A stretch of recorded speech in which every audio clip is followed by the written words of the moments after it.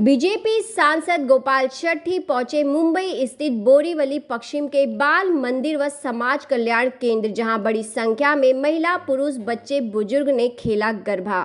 यह आयोजन तारा मां चैरिटेबल ट्रस्ट के बैनर तले बेटी बचाओ बेटी पढ़ाओ गुजराती सेल उत्तर मुंबई के अध्यक्ष धर्मेश जोशी द्वारा आयोजित किया गया, जहां पर महिलाओं ने 1 महीने तक फ्री प्रशिक्षण गरबा का लाभ लिया, जिसके बाद लास्ट दिन अच्छा गरबा खेलने वालों को सांसद गोपाल शेट्टी के हाथों तोहफा देकर उपहार देकर इस दौरान सम्मानित किया गया। इस दौरान धर्मेश जोशी ने सांसद गोपाल शेट्टी का शॉल और तुलसी पौधा देकर सम्मानित किया। इस दौरान मीडिया से बातचीत में क्या कुछ बताया सांसद गोपाल शेट्टी और साथ ही उपस्थित धर्मेश जोशी ने, देखिए यह खास रिपोर्ट मुंबई से।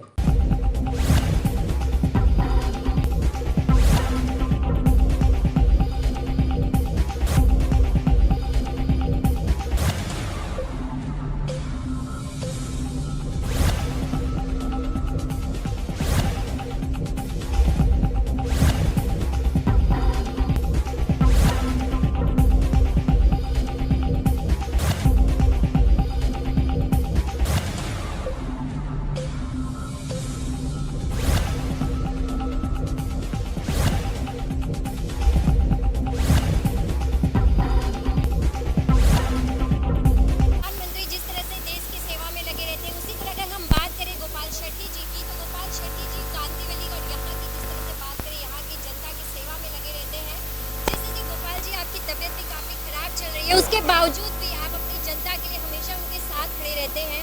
किस तरह ये देख रहे हैं ऑर्गेनाइजेशन, जिस तरह से 26 के नवरात्रि के पहले ही एक गरबा की बड़ी धूम है यहाँ?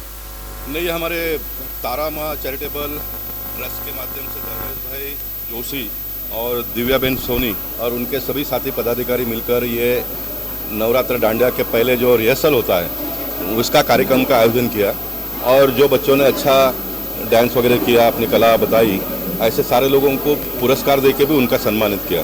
मैं मानता हूँ कि इस प्रकार के कार्यक्रम करने से लोगों का मनोबल बढ़ता है, लोगों का पार्टिसिपेशन उसमें बढ़ता है। बड़े बड़े जगह पर तो नवरात्र अभी 9 दिन चलने वाला है, लेकिन उसके पहले ही नशा इस साल में 2 साल के बाद कोरोना के बाद में हो रहा है, तो लोगों में बड़ी उत्साह है। और आपने देखा कितने बड़ी संख्या में लोग यहाँ पर आए, खास करके बहनें हमारी जो आई है वो अपने ओरिजिनल ट्रेडिशनल ड्रेस में आई है। नवरात्र उत्सव का सबसे बड़ी खूबसूरती यही है कि गुजराती समाज को पैसा बहुत आ गया, उनके पास है, भगवान ने दिया है, नौकरी करते हैं, मेहनत करते हैं, पैसा कमाते हैं, अन्य समाज के पास भी है, लेकिन कल्चर को नहीं छोड़ा इन्होंने। ये बहुत बड़ी विशेषता है। वो भगवत सप्ताह का आयोजन करते हैं, कथा समय समय पर करते हैं, अपने ट्रेडिशन को जीवित रखने का काम करते हैं, बच्चे बच्चियों के शादी में करोड़ों रुपया खर्चा करते हैं, तो धार्मिक कार्यक्रमों के साथ में उनको जोड़ते हैं। ये मैं मानता हूँ कि बहुत बड़ी उपलब्धि है। और इस साल नवरात्र में थोड़ा समय बढ़ाकर देने की मांग सभी जगह से आ रही है। मैंने भी मांग की है सरकार के पास से। अब 2 दिन सरकार के पास बचा हुआ है, तो हमने कहा कि दोनों दिन दे दो, लेकिन सरकार को थोड़ा आगे का भी सोचना पड़ता है। ऐसा कोई कार्यक्रम अगर निकला सरकार का तो उसके लिए बैलेंस रखना पड़ता है। लेकिन देवेंद्र जी ने कहा कि मैं निश्चित कुछ न कुछ इसमें रास्ता निकालूंगा, और वो निश्चित निकालेंगे। लेकिन मेरा एक स्वयं का एक सोच है कि हम सब लोगों ने मिलकर एक इस प्रकार का एक सिस्टम डेवलप करना चाहिए। पुलिस वालों के साथ में भी, पुलिस वाले 10 बजे आकर निकलो बाहर, ये नहीं चलेगा। 10 बजे आप हाई स्पीड लाउड स्पीकर वो सारा बंद रखो। बिगर लाउड स्पीकर के लोग अगर खेलते हैं तो उनको खेलने देना चाहिए। नॉर्मल आवाज़ भी अगर करते हैं तो अभी वो नियम में लिखा नहीं, नियम में तो ये है कि 10 बजे बंद करना है। तो क्या उसमें से हम वाया मीडिया निकाल कर आगे बढ़ सकते हैं, इसके बारे में भी हम सोचेंगे। मुझे लगता है थोड़ा लोगों ने भी अपना योगदान उसमें देना चाहिए। नहीं तो लोग 10 बज गया, लास्ट 11 हो गया तो भैया भागम भाग हो जाता है, तो वो नहीं होना चाहिए। 10 बजे तक जोर से खेले, 10 से 11 बजे तक मैंने कहा था आराम करो, वहाँ पर बैठो, और 11 से 12 बजे पानी पूरी, भेलपूरी, पाव भाजी जो भी व्यवस्था होगी वो खाओ पियो, आराम से घर जाओ। इस प्रकार का भी वातावरण डेवलप करना पड़ेगा। लोग गरबा खेलने भी जाते हैं, लेकिन जिस तरह से ट्रेडिशनल लुक बहुत ज्यादा नहीं देखते, और आप इस बार संस्कृति और ट्रेडिशनल को लेकर जिस तरह से आप लगातार गणपति से बात करते आ रहे हैं, तो आप लोगों से क्या कहना चाहेंगे कि अपनी संस्कृति और ट्रेडिशनल को भी कितना ज्यादा? नहीं, मैं नहीं मानता हूँ। मैं इतने सालों से सब जगह पे जा रहा हूँ, या फिर भारतीय जनता पार्टी में अन्य पार्टी के लोग भी नवरात्र का आयोजन करते हैं, तो ट्रेडिशनल को मेंटेन करने का प्रयास किया। क्योंकि उसमें खेलने को जाने वाले हैं वो तो अन्य होते हैं ना, इनका तो कोई पार्टी नहीं होता, उनका एक ही पार्टी माता जी, अम्बे माँ। तो अम्बे माँ को जो अच्छा लगता है वो पहनते हैं। अम्बे माँ कौन सा ड्रेस पहनती है तो वो ड्रेस वो पहनते हैं, तो उनमें अम्बा माँ की शक्ति आती है। तो ये तो कभी भी खत्म होने वाला नहीं है और मेंटेन किया हुआ है।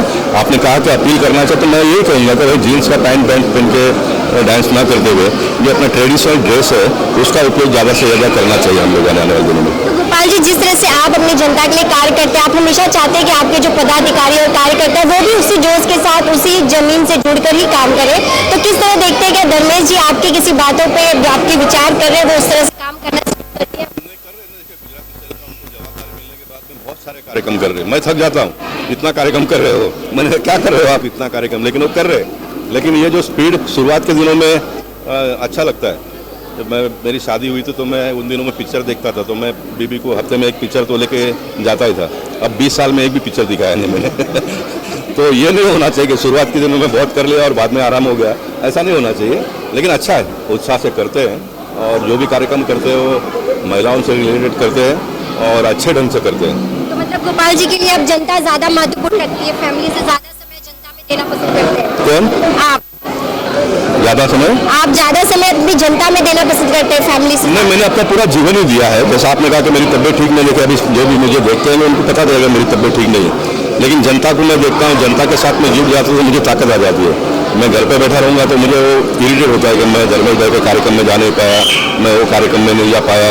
लोग सोचेंगे क्यों नहीं आए गोपाल भाई बीमार है क्या, तो पता चलता थोड़ा बीमार हो, फिर बहुत सारे लोग फ़ोन करते हैं तो वो तो मुझे और परेशान में डाल देता है। तो मैं कहता था चलो उससे चले जाओ ना, हाँ भैया ने सब व्यवस्था दी है, गाड़ी है, ड्राइवर है, बैठा यहाँ आया, उतर किया, भाषण किया, चला गया, ये करते रहता हूँ। अगर आपको बहाना निकालना है तो ठीक है, बीमार है कहूँगा तो बोलते ठीक है आराम करो। सर लोग हमारे देश के इतने अच्छे हैं, वो उनके जितना ख्याल नहीं करते उतना नेताओं का ख्याल करते हैं। वो बोलते सब आराम करो, जूस वूस लेके आओ क्या, ऐसा पूछते हैं सब लोग।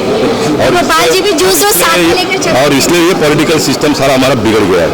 जितना सम्मान करना चाहिए नेता का उतना सम्मान करना चाहिए और नेता से जितना काम करवा के लेनी चाहिए। मैं मानता हूँ कि मेरे लोकप्रियता की अगर सबसे ज़्यादा श्रेय में किसी को देना तो जनता को देना चाहूँगा, क्योंकि जितना लोग मेरे पास आते हैं, मेरे पास वो काम करवाते हैं, मेरी लोकप्रियता बढ़ती है।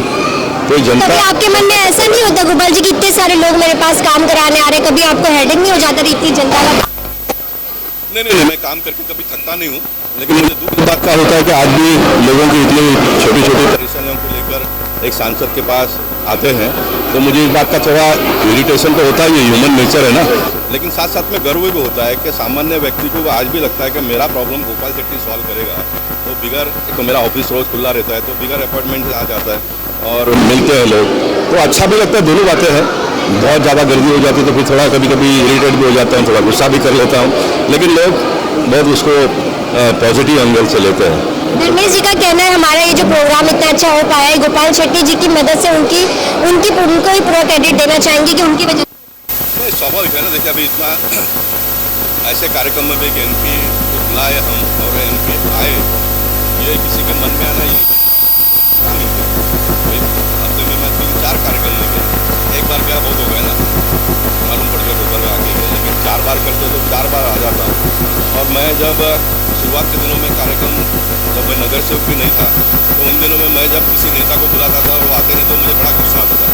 तो मैंने उस बात को मेंटेन किया है कि मुझे कोई बुलाएंगे तो मैं नहीं जाऊँगा तो उनको भी मेरे जैसा गुस्सा आएगा, इसलिए मैं हर कार्यक्रम अटेंड करने का प्रयास करता हूँ।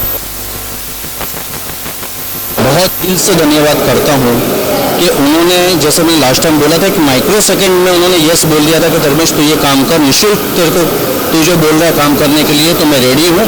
और मुझे इतनी अच्छा सपोर्ट मिला, इतनी बड़ी जगह मिली, कम से कम 200-250 मेरे ख्याल से आज लोग आए हैं। रेगुलर प्रैक्टिस में फ्री ऑफ चार्ज में कम से कम 80 से 100 जन बुधवार और शुक्रवार को आते थे पिछले 1.5 महीने से।